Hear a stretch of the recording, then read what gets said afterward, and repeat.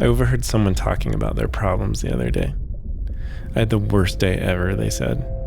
First, there was nowhere to park at Whole Foods, and everyone was acting all aggro, so I had to walk like 2 blocks in the rain, and my shoes got soaked. Then my stupid salad was like $12. Then I was in such a rush to get to yoga, I forgot my mat. I had to use some nasty loner mat, and it smelled like balls. I don't know what the big deal is. I love the way balls smell.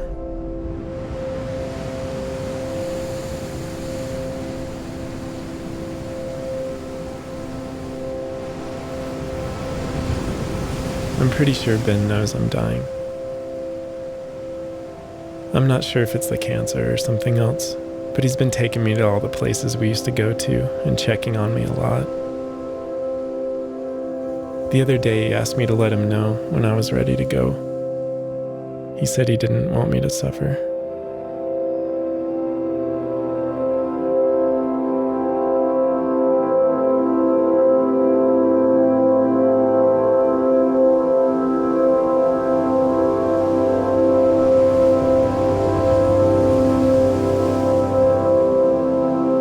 Growing up with Ben was pretty great.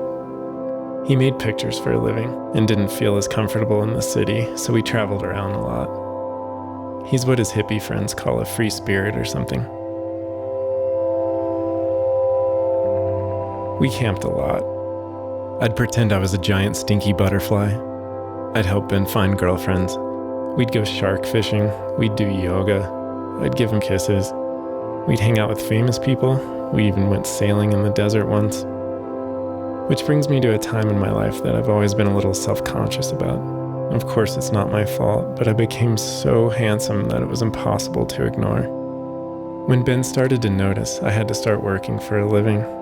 Humiliating outfits became pretty standard. If you've ever been told to look cute, you know it's not as easy as it sounds. And you can't just fake special kisses in the studio. It won't look authentic. Oh man, those were the good old days for sure.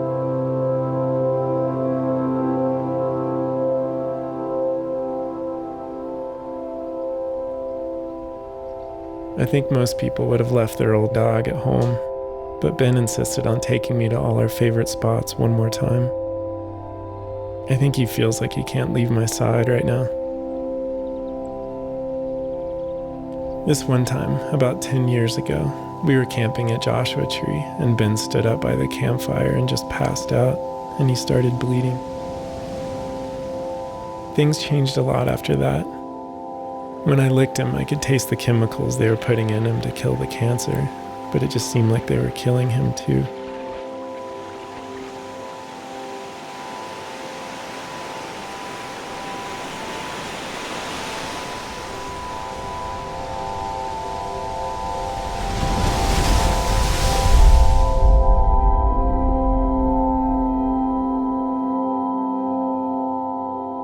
If anyone had tried to take me out of that hospital room, I would have bitten their face.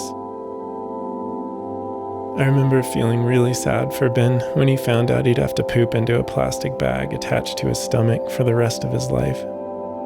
Mainly because he already had to put all of my poop into plastic bags. The worst, though, was when this letter came from the insurance company.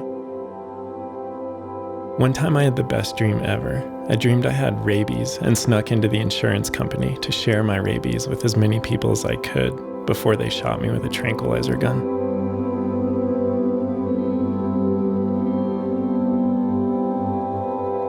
I don't know what I would have done without Ben.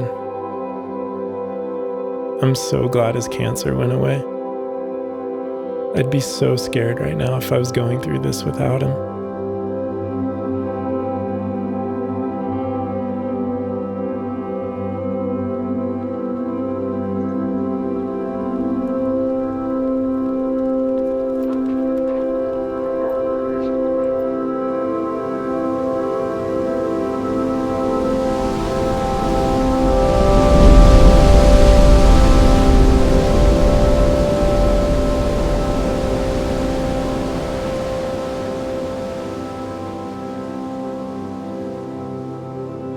I've been trying to be really strong for him this week, just like he was when things were going really bad.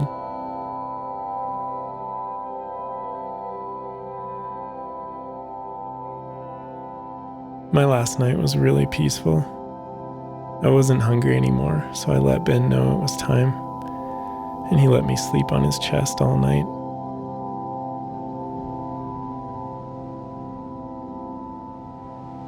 Ben said a raven swooped by while he carried me to the vet's car in the morning.